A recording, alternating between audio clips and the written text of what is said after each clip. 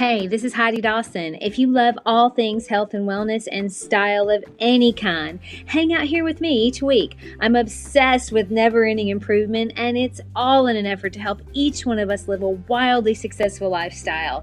Subscribe today so you don't miss a thing. Hi guys, welcome to episode 359 of the Wildly Successful Lifestyle Podcast.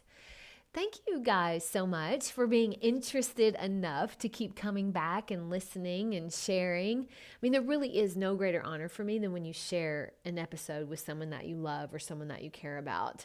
With every episode, I always say that I'm speaking to myself.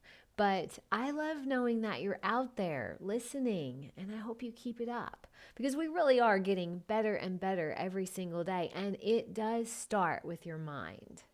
So I was thinking this last week about how spiritual leaders and maybe meditation mentors or any of your mentors, sometimes they'll say to you, if there's something unpleasant happening in your life that you have no control over, then you can look at it momentarily. I mean, we're not about sticking our head in the sand, but look at it momentarily and then move on, especially if you don't control it. There's no need to dwell, no need to focus on that if you do not control it, right? And as I was thinking about that, my thought went to the main unpleasant thing that I have going on in my life. Yours may do the same, but mine is, and I talk about it a lot, but it's my sister and her family that I don't see because they've chosen to not associate with members of the family not in their religion. And as my thoughts touched on that subject, I really did kind of smile to myself, and I thought, you know what, it's okay. I don't control that, so there's no reason for me to dwell on it. Nothing I do is going to change that situation. But when I thought that thought, it kind of jolted me, and I said, wait a minute. Actually, there is something I could do that would change the situation. I could forego my beliefs, my desires, my intuition, and return to a religion that I don't want to be a part of so that I can be with some of my family that I do want to be a part of. I do have the ability to do that. And they would welcome me back with open arms. But I am totally unwilling to do it. I will not forsake who I am in order to be part of something, no matter how much I want to be part of it. I'm just not going to do it. And that makes me kind of proud of myself. I remember another time when I was in 6th grade where a group of girls, they thought that they ruled the school. Now, one day I came to school and I said hello to one of them who I thought was my friend, and she didn't even respond. And the whole day, that whole group of girls ignored me completely. It was the weirdest thing. I could not figure it out. And in 6th grade, that's a big deal. When your friends, all of them ignore you, I had no idea what I had done. So the next day I come in perfectly expecting to be ignored again. But they run up to me. All of them run up to me and they're being super friendly. And they said, okay, we ignored you yesterday. Today we're ignoring Chrissy. So you can't talk to her all day.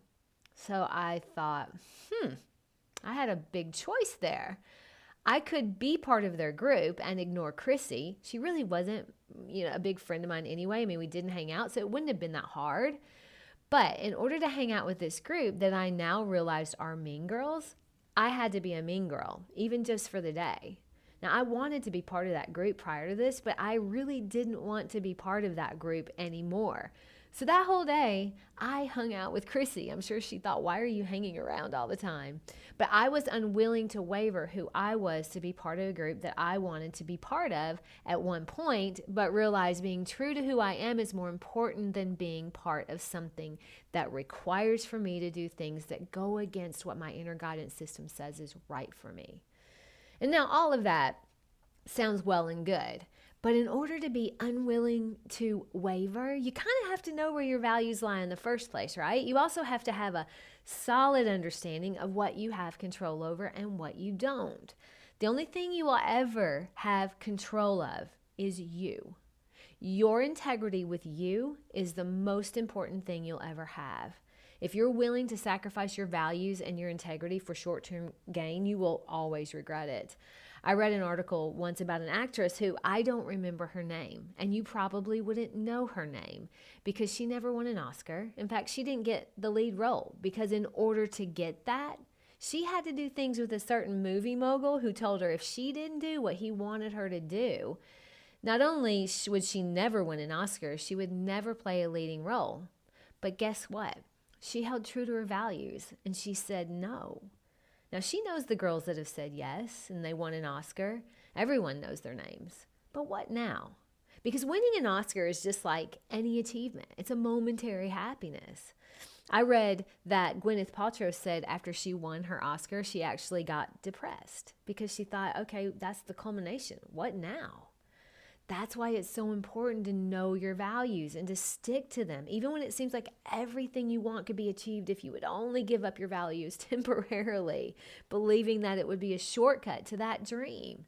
What I've found is usually shortcuts cost you more in the long run. That is super true in the design world. Anytime I've ever wavered on doing something the right way, thinking I would save money or save time, I've usually had to redo it the right way. And it costs me extra time and money, double usually. And look, I have done that. And I've also done things I'm not proud of in the past. We all have. Just remember, it's not what you've done, it's what you're doing that matters. My friend I had lunch with recently, Frida, said she was at an event for her grandson, and the speaker said something she hasn't forgotten. And I will not forget this either. He said, in life, you make the right decision or you make the decision right. It's so good. So don't think that just because you've made mistakes or you've undermined your values in the past, that means you can't be a person of integrity moving forward. Sometimes we think that. A lot of times the mistakes that we make, though, these are the stepping stones to becoming who we're meant to be. If you erase all the mistakes of your past, you would also erase all of the wisdom of your present. You effectively would erase who you are. Everything we've experienced up to now makes us who we are today. And a lot of times, those mistakes that you make, they highlight your values. They shine a light. Those mistakes shine a light on our values because most of us have a set of values that we live by. And when we get sideways of one, we know it. And when that happens, we get to decide what happens next.